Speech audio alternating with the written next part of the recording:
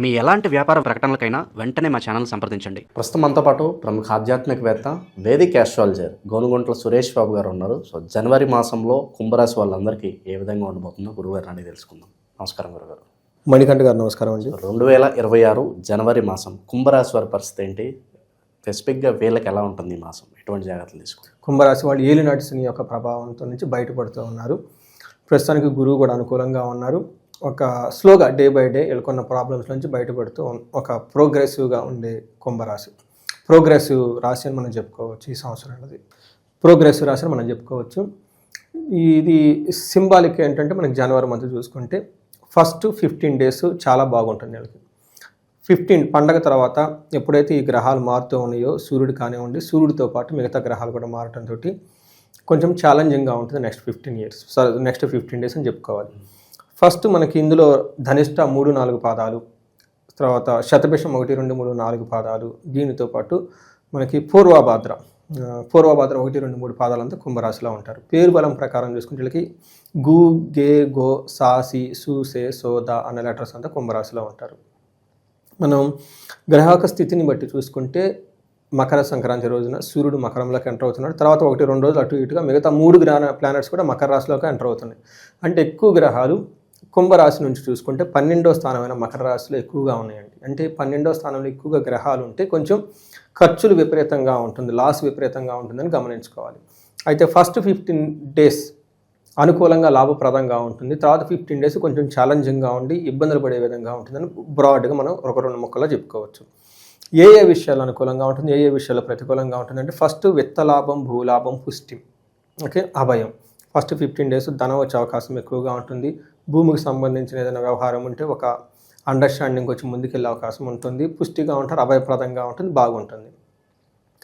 Next scene మారిపోతుంది అనమాట. ఎప్పుడైతే గ్రహాలు మారుతూ ఉన్నాయో సంక్రాంతి పండుగ తర్వాత వ్యాధార్థి, పరాభవం, అర్ధప్రాప్తి, ధనచ్ఛేదం. ఒక పక్క ధనం వస్తుంది, ఒక పక్క ధనం పోతూ ఉంటుంది. హెల్త్ కాంప్లికేషన్స్ ఉంటూ ఉంటుంది. అవమానాలకు పెట్టేవాళ్ళు ఎక్కువ ఉంటారు ఆ టైంలో. ఇది కొంచెం గమనించుకొని చాలా స్మార్ట్గా ఉండాలి. సూర్యుడు ఫస్ట్ 15 days ఏం చేస్తాడంటేనండి నిత్యోత్సవం, నిత్య మాధుర్యం, ఇంట్లో శుభకార్యాలు జరుగుతూ ఉంటుంది, చక్కగా ఉంటారు. ధనం విషయానికి అన్ని విషయాలు అనుకూలంగా ఉంటుంది చెప్పుకోవచ్చు. నెక్స్ట్ 15 days సూర్యుడు ఏం చేస్తారంటేనండి ఒక పక్క శత్రువులపైన విజయాన్ని, తర్వాత శత్రువులకు సంబంధించిన వ్యాధులపైన విజయాన్ని తీసుకొని వస్తూ ఆరోగ్యం, హెల్త్ శత్రువుల నుంచి విముక్తి చేసుకుంటూ అది ఏమవుతుందంటేనండి స్వస్థాన నాశనం చైవ ప్రాణ పర్యంతం ఆపత్తి. ఈ టైంలో వాళ్ళకున్న పదవిని కోల్పోయే అవకాశం ఎక్కువగా ఉంటుంది. దానితో పాటు అవమానాలు జరిగే అవకాశం కూడా ఎక్కువగా ఉంటుందని గమనించుకోవాలి. నెక్స్ట్ కుజుడు వీళ్ళకి ఫస్ట్ 15 days మంచి సపోర్ట్ ఇస్తున్నారు.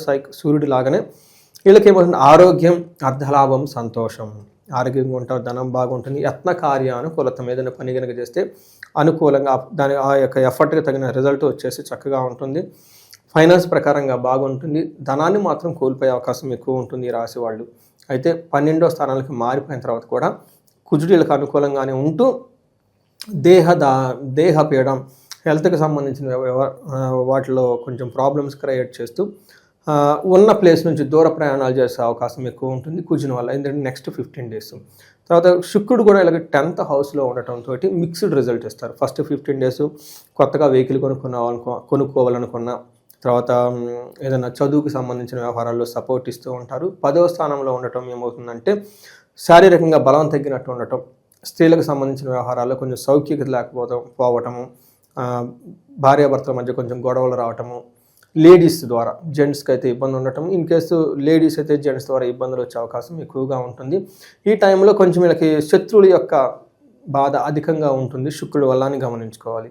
సో శుక్రుడు 12వ స్థానానికి వెళ్ళటంతో కొంచెం ఏదైనా ఎఫర్ట్ పెడితే అందులో సరైన రిజల్ట్ రాకపోవటం, భయంగా ఉండటం, ఆటంకాలు జరిగే అవకాశం ఎక్కువగా ఉంటుంది. ఈ టైంలో వీళ్ళకి కొంచెము ఏమంటారు చెప్పుకోలేని ప్లేసుల్లో బాధలు, హెల్త్ కండిషన్స్ కూడా వచ్చే అవకాశం ఎక్కువగా ఉంటుంది.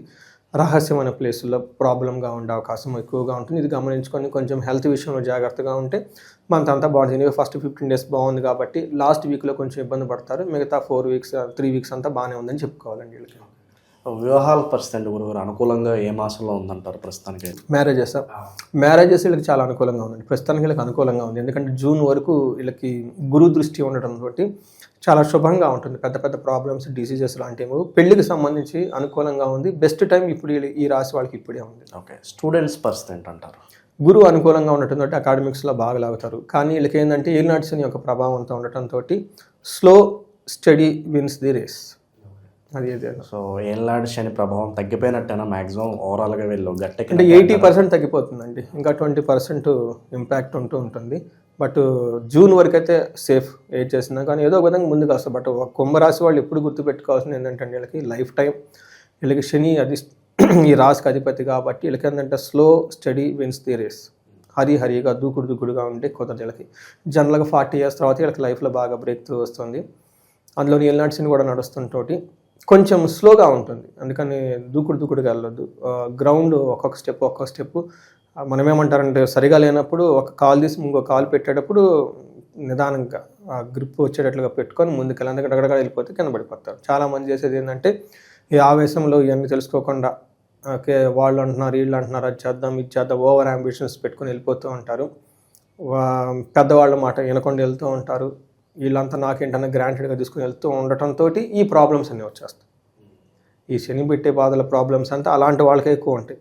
పెద్దవాళ్ళు చెప్పినట్టుని నిదానంగా వెళ్దాం, దూకుడు వద్దు, మనకి ఏదేదో అంటారు చూడండి, హంగు ఆర్భాటాలు వద్దు, ఉన్నదంతా చక్కగా తిని మనం హ్యాపీగా ఉందాము, అప్పులు వద్దు, ఎవరు పడితే వాళ్ళ సహవాసాలు వద్దు అనుకున్న వాళ్ళకి శని ఎప్పుడు ఏమీ చేయకపోను, ఇంకా రిటర్న్ హెల్ప్ చేస్తారు వాళ్ళకి.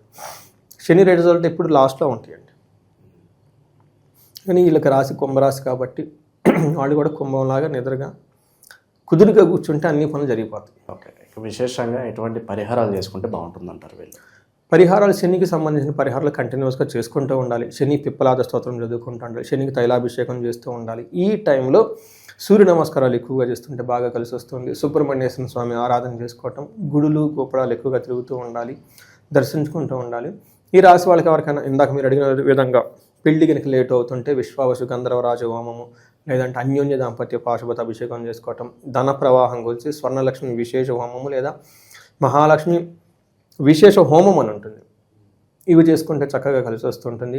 వీటితో పాటు వీళ్ళకి ఇంకేదైనా స్పెసిఫిక్ ప్రాబ్లం ఉంటే వీళ్ళకి మన్యు పాశుపత అభిషేకం చాలా పవర్ఫుల్గా పనిచేస్తుంది. ఈ టైంలో 2 బ్రాహ్మణోత్తములను ఇంటికి పిలిపించుకొని చక్కగా ఇంట్లో మంత్రఘోష చేస్తూ వీళ్ళంతా ప్రోక్షణ చేసి వాళ్ళు చాద చేయించుకుంటా నెగిటివ్ ఎనర్జీ అంతా పోయి చక్కగా వీళ్ళంతా బాగుండి మంచి అవకాశాలు వస్తుంటుంది. ఈ టైంలో సంధ్యావందనం చేయటం, గాయత్రి మంత్రం చేయటం, ఇవన్నీ చేసుకుంటూ ఉంటే చాలా బాగుంటుంది. బేసికల్గా వీళ్ళు డిసిప్లిన్లో ఉంటే అంతా కలిసి వస్తుంది.